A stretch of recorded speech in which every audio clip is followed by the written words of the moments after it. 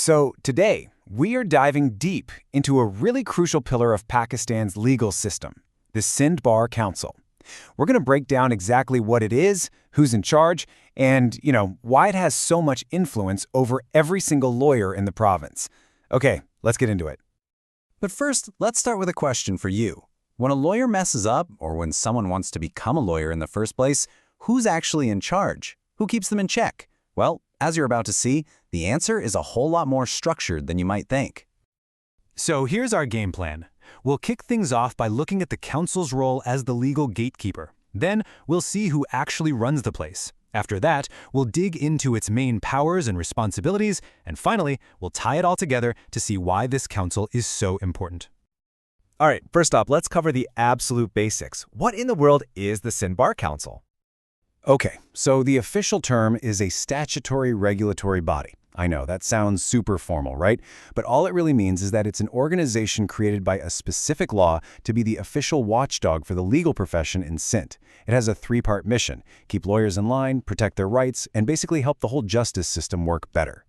And that specific law I just mentioned, it's called the Legal Practitioners and Bar Councils Act, and it was passed all the way back in 1973. This is the document that gives the council all its power and lays out its entire purpose. Maybe the easiest way to wrap your head around this is with an analogy. Think about a medical board. They're the ones who give doctors their licenses and make sure they're following all the ethical rules. Well, the Sindh Bar Council does the exact same thing, just for lawyers in the province. They are, quite literally, the gatekeepers. Okay, so we know what the council is, but who are the people actually calling the shots? Let's pull back the curtain on its leadership structure. The way it's set up is actually pretty interesting. At the top, you have the Advocate General of Sindh, who is the chairman. Just by virtue of their job, it's not an elected role. But then you get to the elected positions, and that's where things get fascinating. There's a vice chairman, who's kind of the public face for the year, but the real power, that belongs to the chairman of the executive committee. And of course, you have the members who are elected by other lawyers, and a full-time secretary who keeps the whole machine running day to day. And this is a really key detail to remember.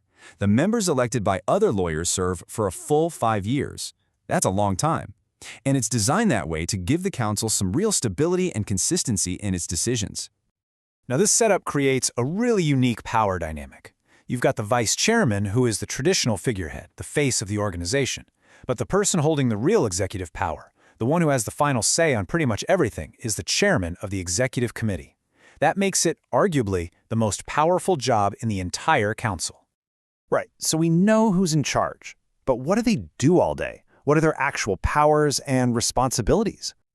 You can boil down their main job into 3 simple steps. First, they admit people into the profession. They're the ones who decide who gets a license to practice law.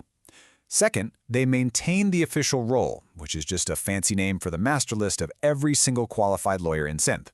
And third, and this is the big one, they enforce the rules. They have the power to investigate lawyers and even hold trials if there are accusations of professional misconduct. So we've gone through the what, the who, and the how. But that leaves us with the most important question, right? So what? Why should any of us, lawyer or not, actually care about the Sindh Bar Council? Well, the council really plays 2 critical roles at the same time. Think of it like a shield. On one side, it protects lawyers. It defends their rights and looks out for their interests. But on the other side, that same shield protects the public by making sure only qualified, ethical people are practicing law. It's that balance that creates trust in the whole legal system, which is absolutely essential for justice to work for anyone. So here's the bottom line. The Sindh Bar Council isn't just some club for lawyers. By holding the profession to a high standard, it plays a massive role in making sure that justice in the province is fair, trustworthy, and available to every single person.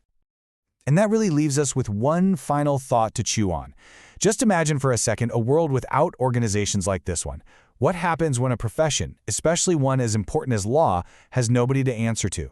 It's a question that really drives home why this council's work is so incredibly vital. Thanks for tuning in.